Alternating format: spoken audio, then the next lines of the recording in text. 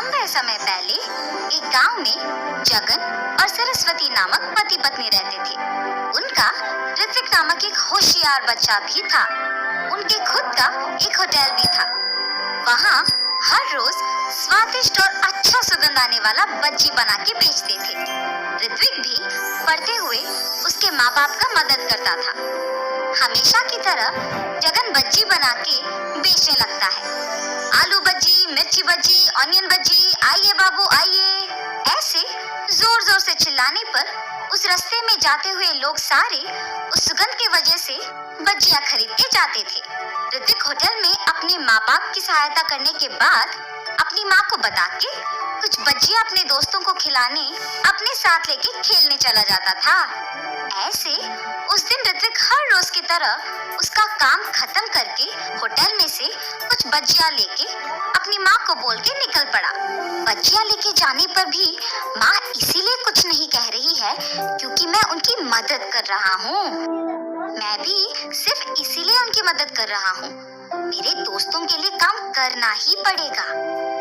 ऐसे सोच के बच्चियों को लेके अपने दोस्तों के पास जाता है। मैंने ये बच्चियां आप सबके लिए लाया है, लेके खाओ। ऋत्विक, हमें ये बच्चियां नहीं चाहिए। क्यों? बच्चियां क्यों नहीं चाहिए? तुम हर रोज बच्चियां के सिवा कुछ नहीं लाते हो। रोज रोज ये खा के अब हम पक गए। हाँ यार, अब से तुम बच्चियां लाना बंद करो और हमारे साथ खेलने भी मत आओ। ऐसे मत कहो, मैं तुम लोगों के लिए कुछ भी करूंगा। अच्छा, तो फिर तुम्हें हम सब के लिए आइसक्रीम खरीद के लाना होगा। मंजूर है? तुम लोगों को आइसक्रीम खरीदने के लिए मुझे बहुत पैसों की जरूरत है। मेरे पापा भी मुझे उतने पैसे नहीं देंगे। कुछ और पूछो, मैं करूंगा। तुम इसीलिए सोच रहे हो क्योंकि तुम्हें अपने पापा से पैसे पूछना पड़ेगा ना? हाँ, उनसे बिना पूछे पैसे लेने का मेरे पास एक उपाय है। अगर तुम पक्का करोगे तो ही बोलूंगा। तुम लोगों के लिए मैं कुछ भी करूंगा। क्या है वो उपाय? तुम्हारे होटल में खाने बहुत लोग आते हैं। उस समय में तुम्हारे माँ बाप काम में व्यस्त रहते हैं, तो तब तुम जितने पैसे चाहिए उतने पैसे लेके आ जाओ। किसी को तुम पे शक ही नहीं होगा। कोई ये भी नहीं जान पाएगा कि पैसे गायब भी हुए। हाँ, ये भी सच है। कल मैं पक्का तुम लोगों को आइसक्रीम खिलाऊंगा। ऐसे अपने दोस्तों को कह के खुशी खुशी घर चला जाता है। अगले दिन जब उसके माँ बाप काम में लगे हुए थे, ऋत्विक किसी को दिखे बिना चुपके से पैसे लेके अपने दोस्तों के पास चले जाता है। मैंने कहा था ना कि तुम सबको मैं आज आइसक्रीम खिलाऊंगा। चलो जाके खाएंगे। ऐसे वो उसके दोस्तों को लेके आइसक्रीम बेचने वाले के पास जाता है और सबको आइसक्रीम खिलाता है। कल क्या चाहिए बोलो, मैं खरीदूंगा। कल तुम जो कहो वही चाहिए हमें। ठीक है, कल मैं तुम लोगों को मेरा मनपसंद खाना खिलाऊंगा। ऐसे कहकर वो घर चला जाता है।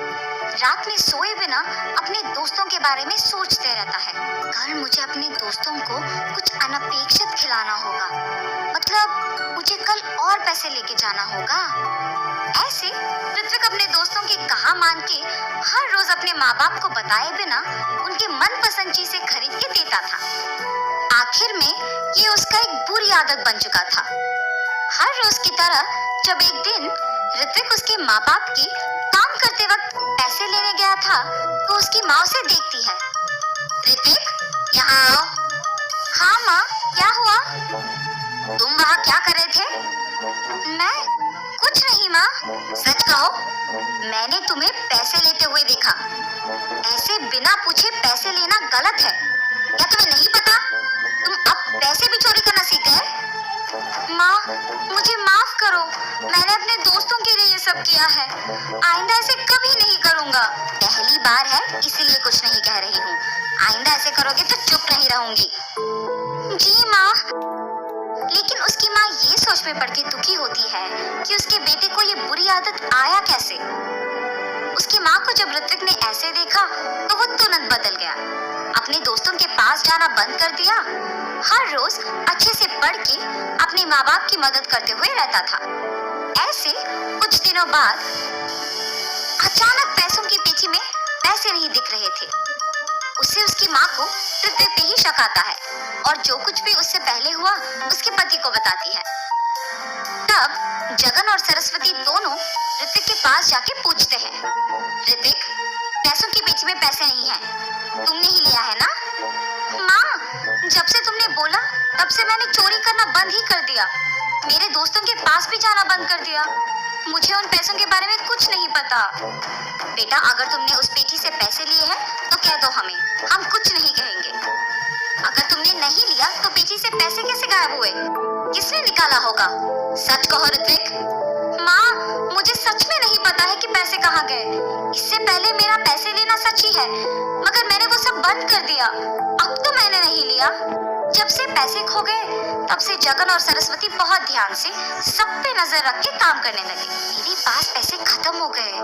कुछ दिन पहले एक होटल से बहुत आसानी से पैसे चोरी कर लिया था मैंने। वापस वही जाके पैसे लेके आऊंगा। ये फैसला करके वापस उस होटल को जाता है। बच्चियां खाके पैसे देने का नाटक कर रहा था और कोई ना देखने के समय में पैसे चोरी करने वाला था जब जगन उसे रंगे हाथ पकड़ लेता है। इतने उम्र के आदमी होके भी मेहनत किए बिना पैसे चोरी करते हुए शर्म नहीं आती? इससे पहले भी तुमने यहाँ चोरी किया था ना? वो चोर पिटने के डर से सच बोल देता है। मुझे माफ कर दीजिए, ऐसे कभी नहीं होगा, मेहनत से ही काम करूंगा। चोर को उसकी गलती का एहसास होने पर जगन उसे माफ कर देता है। ऋत्विक पे उसकी गलती के बिना शक करने के लिए उसके माँ बाप दुखी होते हैं। आप लोग दुखी क्यों हो रहे हो माँ? उस दिन मैंने तुम्हें तुम्हारी गलती के बिना शक किया और आज तुम्हारे पापा ने असली चोर को पकड़ा है। मुझे तुम पे शक नहीं करना था बेटा। मुझ पर शक करने की वजह तो भी मैं ही हूँ ना माँ। अगर मैं वो नहीं करता तो आपको मुझ पे शक नहीं होता। आपने मुझे मेरी गलती समझाया, इसीलिए मैंने वो करना छोड़ दिया, वरना मैं शायद बड़े होके भी यही करता।